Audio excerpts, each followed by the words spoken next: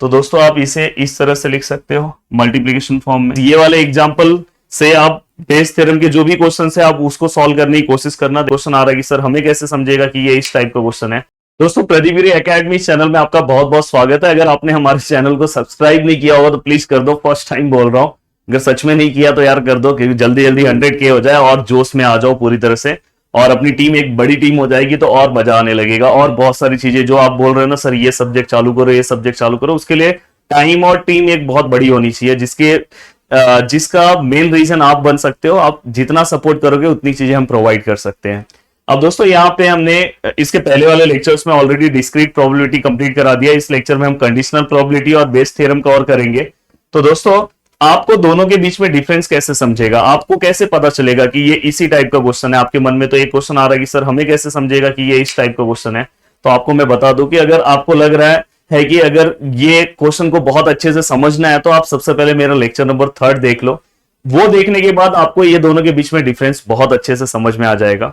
अब दोस्तों conditional probability में 2 इवेंट्स दिए होंगे, जिसमें से एक इवेंट्स पहले से ही डन होगा और आपको दूसरे इवेंट्स का कंडीशनल प्रोबेबिलिटी फाइंड आउट करना रहेगा डन वाले इवेंट्स के रिस्पेक्ट में। जैसे कि यहां पे एग्जांपल दिया है, A B the events that has already occurred, then the conditional probability हमें किसका फाइंड आउट करना है, इवेंट बी का with respect to events A. मतलब दोस्तों आप किस तरह से इसका फॉर्मूला बनाओगे, जो इवेंट्स ऑलरेडी डन हो गया है वो हमेशा कहां पे आएगा दोस्तों, डिनोमिनेटर में। किसका आप प्रोबेबिलिटी फाइंड आउट कर रहे हो दोस्तों, वो ऊपर। और फाइनली यहां पे आप इंटरसेक्शन आप डायरेक्ट लिख सकते हो, ए इंटरसेक्शन बी। और दोस्तों यहां पे जो इवेंट्स डन है उसके बारे में आप लिखोगे, जो पहले से डन हो गया है उसके बारे में आप लिखोगे। तो इस तरह से ये कंडीशनल प्रोबेबिलिटी का फॉर्मूला है। कैसे यूज होगा 1 बाय 1 हम देखते हैं। यहाँ पे बहुत ही कुछ चीजें यहाँ पे है और जरूर ये चीजें बहुत हेल्प करती है उन स्टूडेंट के लिए जिनको मैथ्स बहुत ज्यादा डिफिकल्ट लगता है। उनके लिए ये सब चीजें मैं लेकर आया हूं कि उनको बिल्कुल भी टेंशन ना हो इस टाइप के क्वेश्चन में अगर क्वेश्चन सॉल्व करना है। जैसे कि यहाँ पे देखो इन्हें दिख रहा है पी और ए और यहाँ पे समथिंग इनको ऐसा कुछ दिख रहा है कॉम्प्लीमेंट टाइप में। तो इस टाइप में अगर चीजें दिखाई देगी तो यहाँ पे आप डायरेक्ट 1 माइनस प्रोबेबिलिटी ऑफ ए आपको लिखना है, ये याद रखना। यहां पे वैसे ही आप क्या लिखोगे दोस्तों, 1 माइनस प्रोबेबिलिटी ऑफ बी। जरूर इसलिए मेरा लेक्चर आपको बहुत पसंद आता है। मैं जो भी डिफिकल्ट पार्ट है सब स्टार्टिंग में बहुत सिंपल तरीके से समझा देता हूं और इसके लिए तो एक प्यारा वाला कमेंट नीचे चलना चाहिए दोस्तों। अब देखो यहाँ पे ए और यहाँ पे क्या है दोस्तों बी, और मुझे क्या करना है यहाँ पे दोस्तों, क्या दिखाई दे रहा है आपको, यहाँ पे इंटरसेक्शन दिखाई दे रहा है। अगर इस तरह से चीजें दिखाई देगी कभी भी तो आपको सबसे पहले उसको मल्टीप्लीकेशन फॉर्म में लिखना है। इस तरह से पहले आपको उसको किस फॉर्म में लिखना है, मल्टीप्लीकेशन फॉर्म में। तो यहाँ पे देखो अगर इंटरसेक्शन है बीच में, यहाँ पे ए बार और बी बार दिखाई दे रहा है तो उसको आप मल्टीप्लीकेशन फॉर्म में पहले लिखो और उसके बाद आपको क्या करना है वो मैं बता दूंगा। और दोस्तों यहाँ पे ये देखो, ये ऑलरेडी मैंने फॉर्मूला इसके पहले के लेक्चर्स में बताया है पर फिर से बता रहा हूं। इसका फॉर्मूला है दोस्तों probability of A plus probability of B minus probability of A intersection B. तो अगर आपको कभी भी ए यूनियन बी निकालने के लिए आया, ए यूनियन बी का ही मतलब होता है दोस्तों और। अगर कभी भी आपको कोई बोला है 2 सब्जेक्ट या 2 चीजें किसी के बारे में बात किया बीच में और है तो समझ जाना आपको ए यूनियन बी निकालना है और ये फॉर्मूले से आप निकाल सकते हो। और दोस्तों कभी भी आपके क्वेश्चन में अगर नाइदर नॉर आया, क्योंकि मैंने ऑब्जर्व किया कि यूनिवर्सिटी के क्वेश्चन में ये वाला कंडीशनल प्रोबेबिलिटी में ये वाला टॉपिक बहुत पूछा जा रहा है, नाइदर नॉर आया तो नाइदर नॉर मतलब समझ जाना ये। अब नाइदर नॉर मतलब समझ जाना यहाँ पे हमें बार के फॉर्म में चीजों को लिखना है, कॉम्प्लीमेंट के फॉर्म में चीजों को लिखना है। अब दोस्तों यहाँ पे 1 बाय 1 क्वेश्चन पे आते हैं। अगर आपने ये फर्स्ट क्वेश्चन ही सॉल्व कर दिया तो बहुत ही मजा आ जाएगा। In a certain college 25% of student failed in mathematics. अब देखो यहाँ पे let A B the events, वो लिख देना, let A B the event the student fail in mathematics. तो मैं यहाँ पे बस मैथ्स लिख रहा हूं, आप पूरी तरह से लिखना प्लीज। देन इसके बाद 15% student failed in chemistry, B the event student failed in chemistry. Please ये पूरा का पूरा लिखना, B is the event that the student failed in chemistry.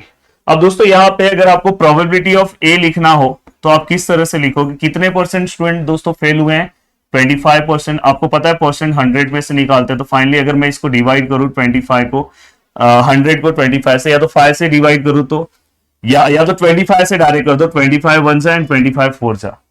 अब दोस्तों यहाँ पे आप प्रोबेबिलिटी ऑफ बी भी निकाल सकते हो, केमिस्ट्री वाला। केमिस्ट्री में कितने लोग हैं दोस्तों? 15% लोग, और यहाँ पे भी 100 आएगा, परसेंट की बात है। 15% मतलब डिवाइड बाय 100, तो यहाँ पे दोस्तों ये 5 के टेबल में 3 टाइम में आता है, ये 5 के टेबल में 20 टाइम में आता है।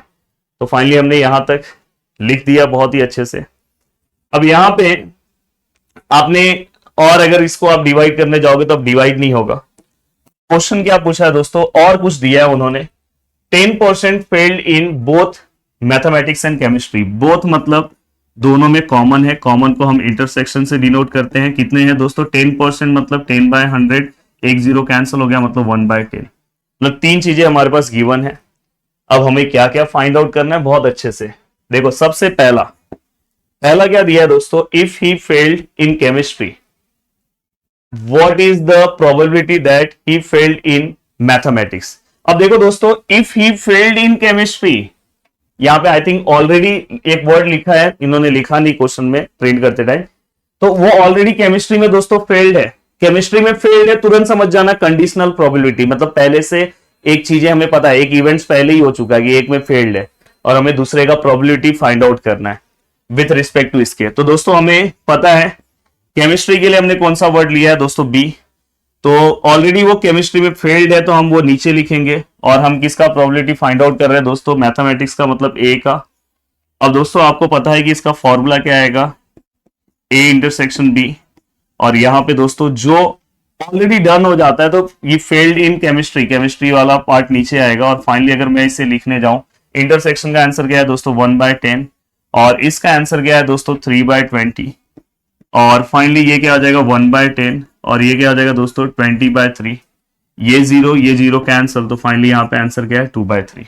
तो फाइनली हमने फर्स्ट का आंसर निकाल दिया। अब दोस्तों second answer, if he failed in mathematics. अब भाई साहब फेल हो चुके हैं मैथमेटिक्स में, मतलब ये इवेंट्स भी पहले से ही डन है। और जरूर ये जिस तरह से मैं समझा रहा हूं आपको बहुत मजा आएगा और चीजें समझ में आ रही है। What is the probability that he failed in chemistry. अब दोस्तों वो ऑलरेडी फेल्ड है, किसके अंदर फेल्ड है भाई? मैथमेटिक्स में। तो इवेंट कौन सा ऑलरेडी फेल्ड? मैथमेटिक्स में, मतलब मैथमेटिक्स मतलब ए, इसलिए मैंने यहां पे लिख दिया कि आपको समझे, तो वो डिवाइड में आ जाएगा। एंड प्रोबेबिलिटी ऑफ आपको केमिस्ट्री निकालना, केमिस्ट्री मतलब आपको किसका निकालना? बी का। तो फाइनली दोस्तों यहाँ पे क्या आएगा? ए इंटरसेक्शन बी, और यहाँ पे क्या आएगा? प्रोबेबिलिटी ऑफ दोस्तों क्या आएगा? ए। अब फाइनली यहाँ पे दोस्तों इंटरसेक्शन ऑफ, तो ये आपको पता है कि 1/10, और प्रोबेबिलिटी ऑफ ए क्या है दोस्तों? 1/4। तो फाइनली यहाँ पे 1/10, ये क्या आएगा? 4/1। 4/10 मतलब 2/5, ये भी डन है। अब ये होने के बाद दोस्तों आपको क्या करना है नेक्स्ट? यहां पे third, what is the probability that he failed in mathematics. और ये वर्ड्स मैंने इसके पहले भी आपको बताया है। देखो ये मैंने बोला ना, मेरा लेक्चर उन स्टूडेंट के लिए काम करेगा जिनको मैथ्स में बहुत प्रॉब्लम है, और मतलब आपको ये निकालना है। तो दोस्तों यहाँ पे आपको ए यूनियन बी निकालना है। तो दोस्तों यहाँ पे देखो probability of A union B हम निकाल रहे हैं, तो क्या आएगा? Probability of A plus probability of B और minus probability of A intersection B. दिख रहा है? हाँ दिखाई दे रहा है। अब दोस्तों यहाँ पे प्रोबेबिलिटी ऑफ ए कितना है दोस्तों? प्रोबेबिलिटी ऑफ ए है 1/4। प्रोबेबिलिटी ऑफ बी कितना है दोस्तों? 3/20। And probability of A intersection B 1/10। अब रिस्क नहीं लेना है दोस्तों, क्योंकि इतना अच्छा क्वेश्चन है। अपने कैलसी का यूज करो और कैलसी के अकॉर्डिंग चीजों को सॉल्व करो। देखो 1/4 प्लस 3/20। अगर आप आज लेक्चर देख रहे हो तो नीचे एकेडमी चैनल को 1 ईयर कंप्लीट हो गया आज के दिन, तो हैप्पी बर्थडे लिख सकते हो दोस्तों। बहुत अच्छा लगेगा कि मतलब आज ही अगर आप लेक्चर देख रहे हो, आज ही के दिन होने वाला है। और ये आज के दिन मैं तीसरा लेक्चर अभी रिकॉर्ड कर रहा हूँ दोपहर के टाइम में। सुबह ऑफलाइन बैचेस, फिर इसके बाद लेक्चर ले रहा हूँ। मुझे पता है बहुत सारे लोग हैं, कल पेपर है।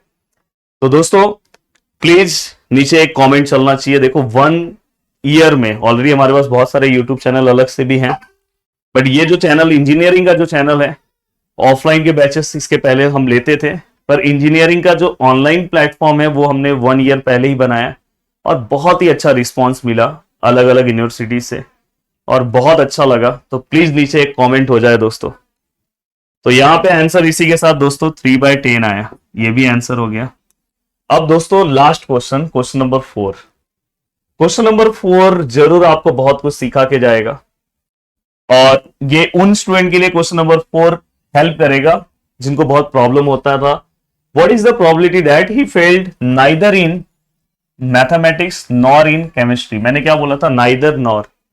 तो यहां पे अगर आपको नाइदर नॉर पूछा तो मतलब आपको क्या निकालना है दोस्तों, ये 4 ए बार इंटरसेक्शन बी बार। आपको पता है, देखो मैंने पीछे टिक मार्क करके समझा के दिया, नाइदर नॉर आया मतलब देखो एरो मार्किंग मेरा यहां पे, और ऐसा है तो आपको पहले ऐसा लिखना है। तो दोस्तों आप इसे इस तरह से लिख सकते हो मल्टीप्लिकेशन फॉर्म में, यहां पे प्रोबेबिलिटी ऑफ बी। अब इसका मतलब आपको पता है दोस्तों, प्रोबेबिलिटी ऑफ ए, यहां पे जो बार है उसको हम लिखते हैं 1 माइनस प्रोबेबिलिटी ऑफ ए। और दोस्तों इसके बाद आप बी को भी ऐसे लिख सकते हो 1 माइनस प्रोबेबिलिटी ऑफ बी। अब दोस्तों अगर मैं इसे सॉल्व करने की कोशिश करूं तो दोस्तों यहां पे देखो 1 माइनस प्रोबेबिलिटी ऑफ ए कितना है दोस्तों 1/4, और यहां पे 1 माइनस प्रोबेबिलिटी ऑफ बी कितना है दोस्तों 3/20। तो फाइनली अगर मैं इसे सॉल्व करने की कोशिश करूं तो 1 माइनस 1/4 और दूसरा क्या आएगा दोस्तों 1 माइनस 3/20। तो फाइनली यहां पे आंसर कितना आएगा दोस्तों 51/80। तो ये वाला भी पार्ट दोस्तों अपना कवर हो गया और इसी के साथ हमारा फर्स्ट क्वेश्चन बहुत ही अच्छे तरीके से हमने कवर कर दिया। अब चलते हैं दोस्तों नेक्स्ट क्वेश्चन की ओर, नेक्स्ट क्वेश्चन सॉल्व करते हैं। चलते हैं दोस्तों नेक्स्ट क्वेश्चन की ओर, और नेक्स्ट क्वेश्चन देखो आपके स्क्रीन पे आपको दिखाई दे रहा होगा। प्लीज मेरा रिक्वेस्ट है कि जितने क्वेश्चन मैं सॉल्व कराता हूं आपको करना चाहिए। In a box there are 8 red 7 blue और 6 green balls. One ball is picked up randomly. What is the probability that it is neither red nor green? अब दोस्तों यहाँ पे ये सिंपल सा क्वेश्चन पूछा गया है। अब देखो यहाँ पे सबसे पहले मैं ए बी द इवेंट्स, कौन सा बॉल निकालूंगा, पहले मैं कौन सा बॉल पिकअप कर रहा हूं दोस्तों, रेड बॉल। तो यहाँ पे आप pickup red ball from the box ऐसा आप लिखोगे। B is the event that pickup कौन सा ball, blue ball, and C is the event pickup कौन सा बॉल दोस्तों, ग्रीन बॉल। तो ये सबसे पहले आप ये सब चीजों को लिख दो। ये लिखने के बाद दोस्तों आपको क्या करना है, प्रोबेबिलिटी निकालना। तो आप आराम से निकाल सकते हो। देखो यहाँ पे रेड बॉल कितने हैं दोस्तों 8 है, और ये सभी बॉल को प्लस कर दो। तो यहाँ पे आप टोटल यहाँ पे लिख सकते हो टोटल बॉल्स 8 प्लस 7 प्लस 6। मैं डायरेक्ट भी प्लस कर सकता हूं पर मैं क्यों करूं, मेरे पास कैलसी है। तो 8 प्लस 7 प्लस 6 21। क्या बात है। तो यहां पे दोस्तों 21, तो ये मेरा प्रोबेबिलिटी ऑफ ए हो गया। सेम मैं प्रोबेबिलिटी ऑफ बी निकाल सकता हूं। कितने बॉल हैं ब्लू वाले दोस्तों, ब्लू वाले 7 है, 7/21 मतलब 1/3। तो प्रोबेबिलिटी ऑफ बी भी मुझे मिल गया दोस्तों 1/3। एंड प्रोबेबिलिटी ऑफ सी भी मैं निकाल सकता हूं दोस्तों। प्रोबेबिलिटी ऑफ सी मतलब टोटल 6, और यहाँ पे टोटल नंबर ऑफ बॉल कितने हैं दोस्तों 21। तो फाइनली ये 2 जा और ये 7 जा। तो finally probability of C which is equal to क्या है दोस्तों 2/7। तो ये भी अपना पार्ट क्या हो गया दोस्तों, कवर हो गया। अब आपने यहाँ पे सभी चीजों को लिख दिया। अब लिखने के बाद दोस्तों आपको क्या करना है, नाइदर नॉर के लिए आपको कंडीशन पता है। देखो यहाँ पे प्रोबेबिलिटी ऑफ नाइदर नॉर किसका बोला है, probability that the neither red, red के लिए हमने कौन सा लिया दोस्तों ए। तो यहाँ पे ए बार लिखोगे इंटरसेक्शन, और यहाँ पे दोस्तों ग्रीन मतलब कौन सा आएगा दोस्तों सी बार। तो ऑलरेडी मैंने नाइदर नॉर मतलब मैंने बताया इसका मतलब क्या होगा। इसी को आप कैसे लिखोगे, probability of A bar dot probability of C bar. अब दोस्तों इसी को आप और कैसे लिख सकते हो, 1 माइनस प्रोबेबिलिटी ऑफ ए, और क्या लिख सकते हो दोस्तों 1 माइनस प्रोबेबिलिटी ऑफ सी। अब यहाँ पे 1 माइनस प्रोबेबिलिटी ऑफ ए कितना है दोस्तों, प्रोबेबिलिटी ऑफ ए 8/21। यहाँ पे 1 माइनस प्रोबेबिलिटी ऑफ सी कितना है दोस्तों 2/7। अब फाइनली अगर मैं इसे सॉल्व करने की कोशिश करूं तो दोस्तों यहाँ पे देखो मेरे पास कैलसी है, कैलसी का पूरा यूज करूंगा। 8/21 और 1 माइनस 2/7, और फाइनली यहां पे आंसर कितना है दोस्तों 65/1 147। तो ये आपका आंसर आया, चाहिए तो इसे आप पॉइंट में भी लिख सकते हो। तो ये आपका फाइनल आंसर है। अब चलते हैं दोस्तों, तो अब आपको समझ में आ रहा हो कि क्वेश्चन में मजा आने लगा है। अब एक और क्वेश्चन इस टाइप का करेंगे, देन इसके बाद बेस थ्योरम के ऊपर क्वेश्चन सॉल्व करेंगे। अब दोस्तों चलते हैं नेक्स्ट क्वेश्चन की ओर। अब देखो यहाँ पे the probability that the contractor will get plumbing contract is 2/3। जो प्रोबेबिलिटी है कॉन्ट्रैक्टर को प्लम्बिंग कॉन्ट्रैक्ट जो है 2/3 मिल सकता है। तो दोस्तों मैंने A events that contractor get plumbing contract, ये मैंने सबसे पहले ए इवेंट्स लिख दिया। देन इसके बाद हाँ, और मैं इसकी प्रोबेबिलिटी भी लिख सकता हूं कि उसको प्लम्बिंग कॉन्ट्रैक्ट मिलने की प्रोबेबिलिटी कितना है दोस्तों, 2/3। And the probability that he will not gate electric contract is 5/9। तो अब यहाँ पे जब आप इवेंट्स कंसिडर करोगे उस टाइम आप नॉट नहीं लिख सकते, आप वहां पे क्या लिखोगे, events that the contractor get electric contract, वो आप लिखोगे। पर यहां पे क्या लिखा है दोस्तों, नॉट, मतलब आप प्रोबेबिलिटी ऑफ बी जो है उसके अपोजिट में जा रहे हैं। यहां पे उसको इलेक्ट्रिक कॉन्ट्रैक्ट मिलने की प्रोबेबिलिटी है, पर यहां पे क्या लिखा है दोस्तों, नॉट। नॉट लिखा है इसलिए हम यहाँ पे, अगर नॉट नहीं लिखा तो हम पी ऑफ बी लिखते हैं, पर नॉट लिखा है इसलिए हम यहाँ पे बार दे देंगे। तो यहाँ पे दोस्तों इस तरह से ये चीजें आपको याद होनी चाहिए। तो इसका वैल्यू कितना है दोस्तों, नहीं मिलने की प्रोबेबिलिटी कितनी है दोस्तों, 5/9। पर यहां पे मैंने क्या लिखा है, मिलने की प्रोबेबिलिटी लिखा है, यहां पे आप नॉट मत लिखना। अब दोस्तों वैसे ही अगर आपको मिलने की प्रोबेबिलिटी निकालना है तो आप आराम से निकाल सकते हो। 1 में से आप इसको माइनस करोगे, देखो ये वाला फॉर्मूला तो आपको याद है, probability of B bar which is equal to 1 minus probability of B. तो यहाँ पे दोस्तों ये आपको पता है 5/9 है, ये 1 माइनस प्रोबेबिलिटी ऑफ बी है। ये probability of B minus form में यहाँ पे आएगा तो दोस्तों प्लस हो जाएगा, एंड 1 माइनस यहाँ पे गया दोस्तों 5/9। तो फाइनली अगर आप सॉल्व करोगे तो 1 minus 5/9 which is equal to 4/9। तो यहाँ पे ये प्लीज ये वाला पॉइंट ध्यान रखना, इसलिए मैंने ये क्वेश्चन लिया है। और मैं हमेशा से मैक्सिमम क्वेश्चन सॉल्व कराने में भरोसा करता हूँ कि आपको कहीं टेंशन लेने की जरूरत नहीं है, लगभग बहुत सारे क्वेश्चन नहीं सॉल्व करा देता हूँ। अब दोस्तों आगे क्या लिखा है, if the probability of getting at least, यहाँ पे उन्होंने अच्छे से प्रिंट नहीं किया मेरी टीम ने, at least 1 contract is 4/5। At least 1 contract मतलब दोस्तों यूनियन, कम से कम एक कॉन्ट्रैक्ट तो उसको मिला है। तो यहाँ पे आपको क्या आएगा, ये क्या दिया आपका यूनियन, तो ये याद रखना है, ए यूनियन, यहाँ पे क्या आएगा दोस्तों बी। तो एटलीस्ट अगर कहीं पे भी लिखा रहा, सेट थियरी में भी मैंने आपको बोला था, वहां पे आपको क्या लेना है, यूनियन। तो यूनियन का कितना दिया है हमें, 4/5। एंड दोस्तों हमें फाइंड क्या करना है, probability that he will both the contract, मतलब अपने को बोथ दी कॉन्ट्रैक्ट मतलब आपको सीधा सीधा पता है कि आपको क्या फाइंड आउट करना है, ए इंटरसेक्शन बी की प्रोबेबिलिटी फाइंड आउट करनी है। तो फॉर्मूला ये चारों से रिलेटेड यूनियन वाला फॉर्मूला आपको पता है, क्या आएगा, probability of A plus probability of B minus probability of A intersection B. अब यहाँ पे दोस्तों प्रोबेबिलिटी ऑफ ए जो है वो कितना आएगा दोस्तों, 2/3। प्रोबेबिलिटी ऑफ बी जो है वो कितना हमने निकाला दोस्तों, 4/9। और ये तो अपने को फाइंड आउट करना है दोस्तों। और यहाँ पे यूनियन का प्रोबेबिलिटी कितना है दोस्तों, 4/5। अब फाइनली मैं क्या कर रहा हूं, ये वाला पार्ट यहाँ पे ले रहा हूं, probability of A intersection B, और ये 2/3 4/9, ये वाला पार्ट वहां पे करेंगे तो -4/5। तो फाइनली दोस्तों अगर आप देखोगे तो यहाँ पे क्या आएगा, 2/3 प्लस 4/9 -4/5। अगर आप देखोगे तो यहाँ पे फाइनली आंसर कितना है दोस्तों, 14/45। तो यहाँ पे ये क्वेश्चन भी अपना दोस्तों सॉल्व हो गया। अब बेस थ्योरम से रिलेटेड क्वेश्चन एक सॉल्व करा दे रहा हूं, तो आपको उसका भी आइडिया आ जाएगा। तो लगभग इसके ऊपर बहुत क्वेश्चन पूछे गए, और अब 1-2 क्वेश्चन उससे रिलेटेड हो जाए फिर मजा आ जाएगा इस टॉपिक में। फिर बिल्कुल भी टेंशन लेने की जरूरत नहीं है, बिंदास आप जाओ, पेपर दो, और बस बिल्कुल टेंशन नहीं लेना है। फर्स्ट वाला टॉपिक भी बहुत अच्छे से कवर करा दिया हूं। अब दोस्तों चलते हैं नेक्स्ट टॉपिक की ओर, बेस थ्योरम की ओर। दोस्तों अब बेस थ्योरम एक बेसिक फॉर्मूला से आप समझ सकते हो। अब दोस्तों यहाँ पे देखो मैंने जो लिखा है, यहाँ पे अगर ध्यान से आप बस इस चीजों को देखो कि यहाँ पे एक पी है और साथ में उसका डैश है।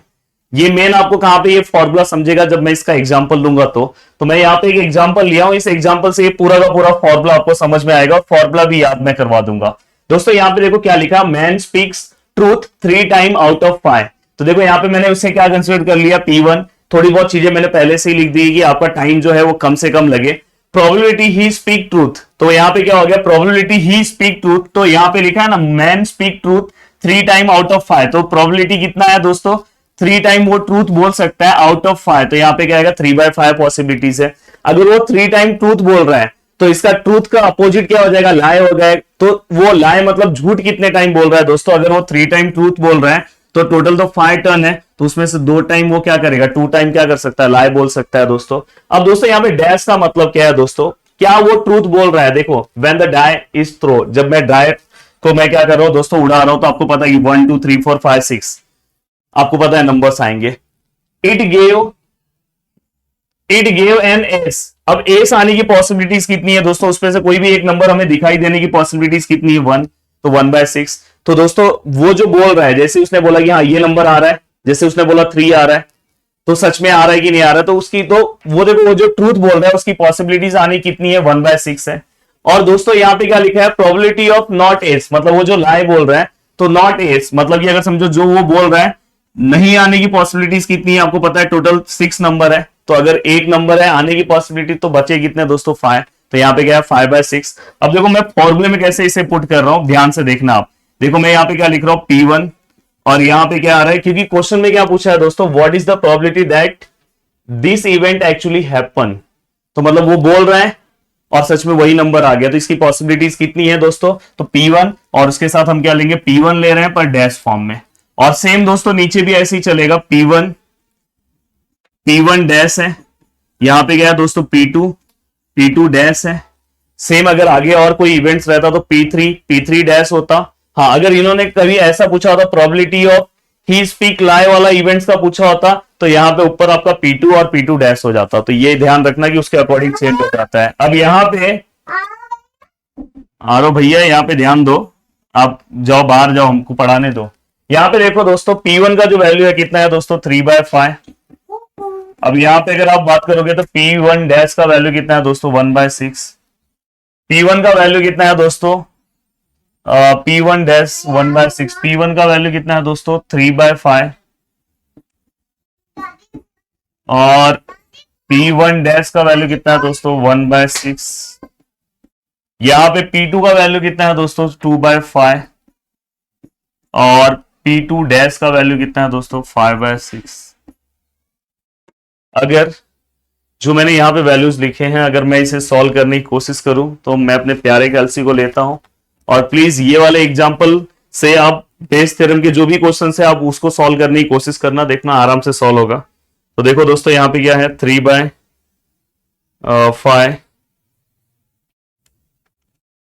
फिर है 1/6, फिर है 3/5,